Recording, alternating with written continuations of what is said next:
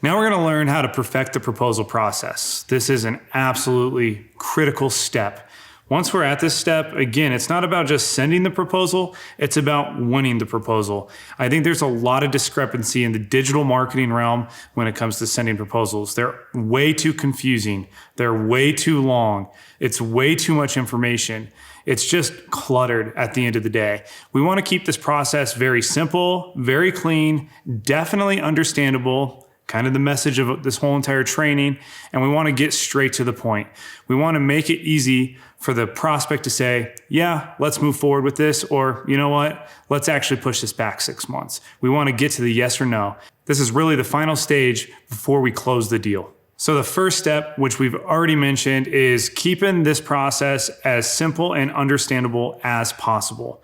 Again, all too often, marketing agencies clutter this process up with 6-page PDFs, a bunch of infographics and data that means nothing to what we've already discussed and means nothing to the proposal itself. Stay away from this. Recap any meeting highlights that you've already went over with the prospect, outline the services, outline the strategy, and give them a price. It's also really critical to finish with the timeline on the start date of when you want the services to start. This gives a date on when the client has to make a decision on yes or no. We really want to lay it out A, B, C, D. We want to make sure that they understand the recap of everything we've discussed, the services, the outline of the strategy, and then give them a timeline and a price point on when we can start this process.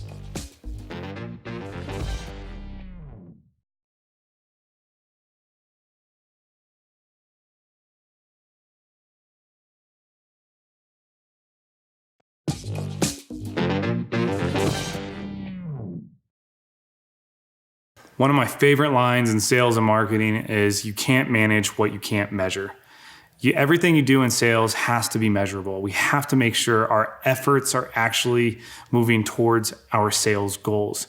So now we're going to talk about the importance of why you need to have actual proposal software. You need to have some sort of tracking system in place.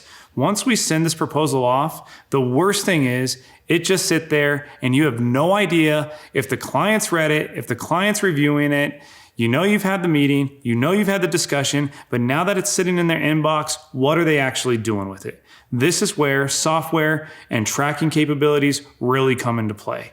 We want to make sure that we're sending our final proposal with a price point through a software. There's a number of softwares out there, and I'm going to leave that on you to make the final decision. In our course notes, we're going to have our preferred vendors of proposal software. But at the end of the day, it's just critical that we at least have some sort of software that's tracking what these leads are doing. Let me tell you a quick story. I remember getting to the proposal stage and really excited about a client, and thankfully I had a proposal software in place when I sent this final proposal. Next thing I know, the proposal went ghost, the client went ghost, everything went silent, and I couldn't understand why. Lo and behold, 100 days later, just past the 3-month mark, I saw that proposal getting opened up again, and I wondered, what's going on here? Come to find out, the lady had scheduled maternity leave, had her newborn baby, and now she was finally back into the office and ready to discuss the proposal process again.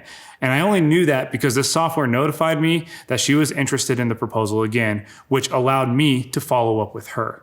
Again, our follow-up can't stop once we send the proposal. This is actually where we need to get more aggressive. We need to get to that final yes or the no.